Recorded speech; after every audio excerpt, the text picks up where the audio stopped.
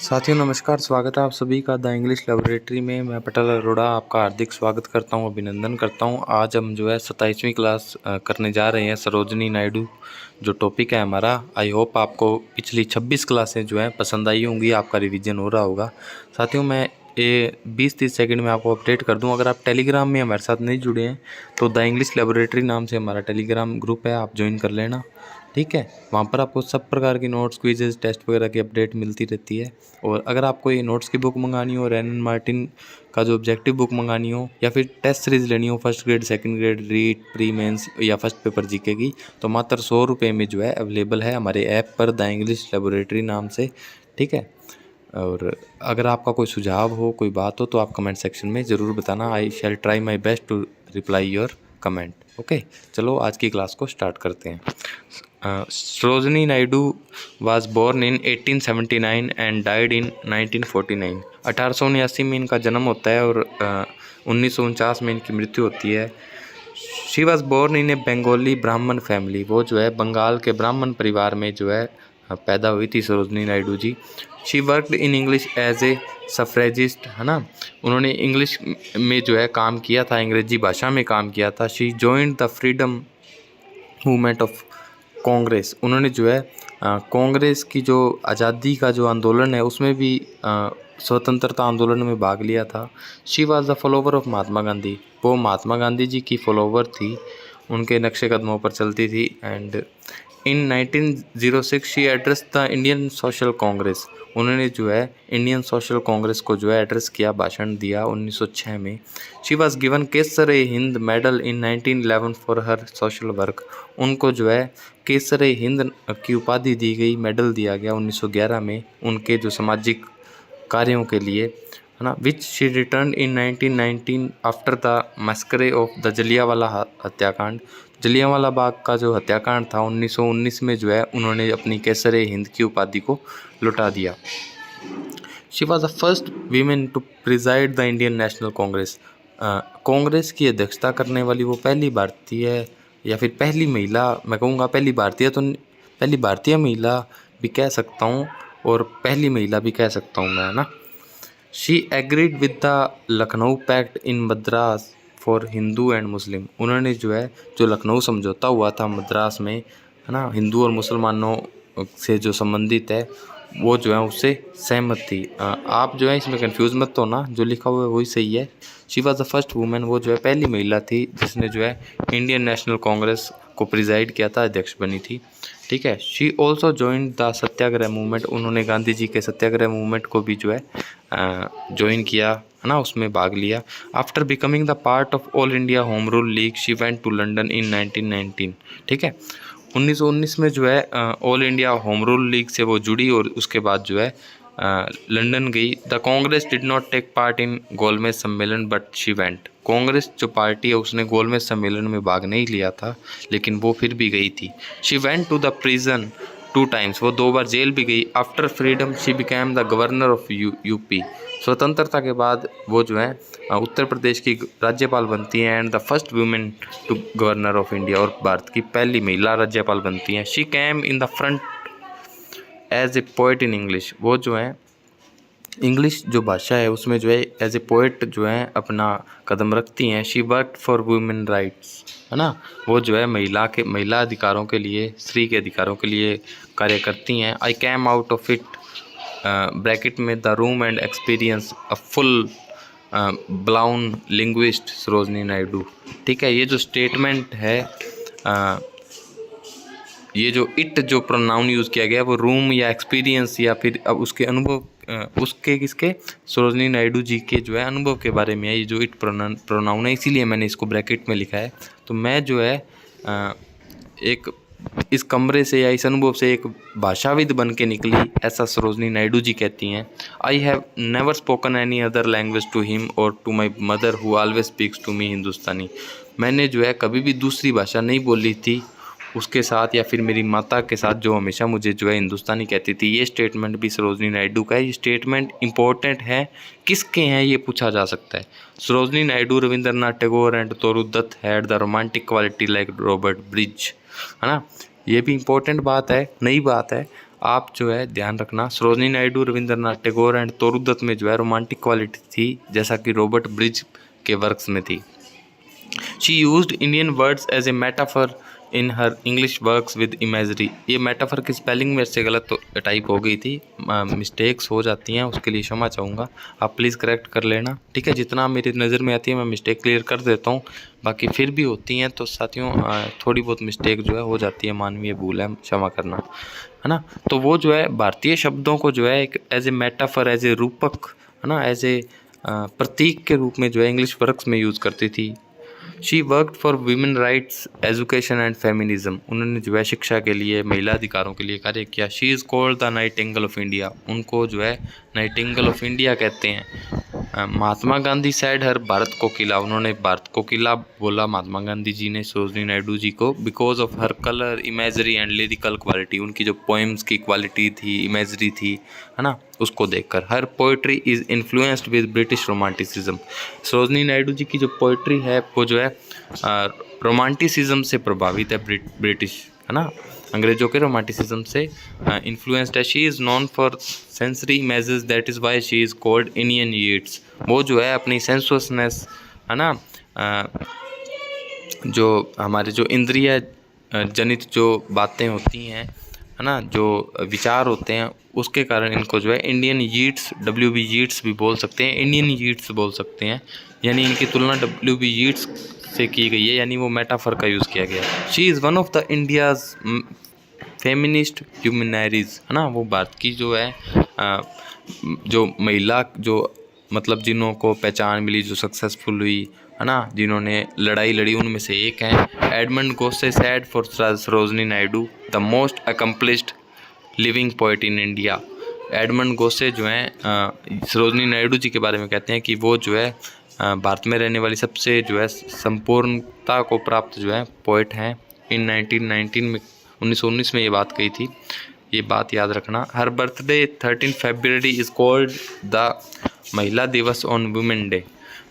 उनका जो बर्थडे है 13 फरवरी को जो आता है वो महिला दिवस के नाम से जाना जाता है। She started writing at the age of 12 साल की उम्र में उन्होंने जो है लिखना शुरू किया। Her play Mehr Muneer was written in Persian which was very much liked by Nizam of Hyderabad. उनका जो वर्क था, उनका जो प्ले था, ड्रामा था, महर मुनीर, जो है हैदराबाद के जो निज़ाम थे उनको बहुत पसंद आया।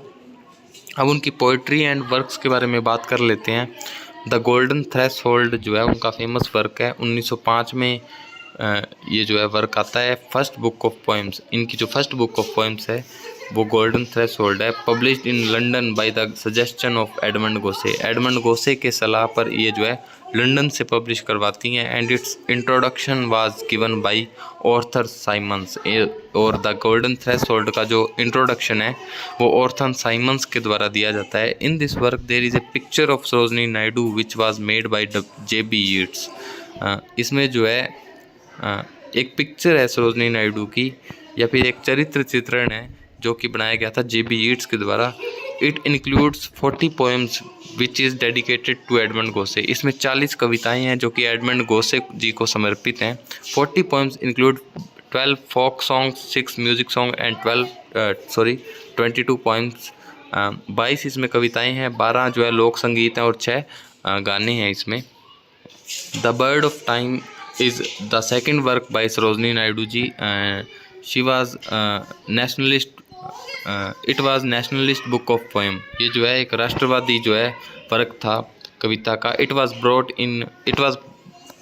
In New York, London and the market of Hyderabad. इसको जो है लाया गया या बेचा गया या खरीदा गया न्यूयॉर्क में, है ना, लंदन में एंड हैदराबाद में। She in this book says herself the bird of time. और सरोजनी नायडू जी हैं जो अपना चरित्र बताती हैं, अपना कैरेक्टर बताती हैं और ख़ुद को जो है द बर्ड ऑफ टाइम बोलती हैं इस वर्क में, ठीक है। The broken wing is another work by Sarojini Naidu published in life time. ये जो वर्क है वो लाइफ टाइम में पब्लिश होता है। It has 61 lyrics. इसमें 61 जो हैं लिरिक्स हैं, पोएम्स हैं। Naidu has divided it into 4 parts. और सरोजनी नायडू जी हैं इसको 4 भागों में बांटती हैं। Songs of life and death, the flowering year, the peacock lewd and the temple. ये चारों भाग आपको याद रखने हैं। पेपर में प्रश्न आएगा कि which of the following is not the part of the broken wing divided by the Sarojini Naidu, है ना, डिवाइडेड बाई सरोजनी नायडू। तो ये 4 ऑप्शन में से 3 होंगे, एक नहीं होगा। तो इसी प्रकार से जो है क्वेश्चंस क्रिएट किए जाते हैं। एग्जामिनर पॉइंट ऑफ व्यू से सोचना बहुत इंपॉर्टेंट बात है।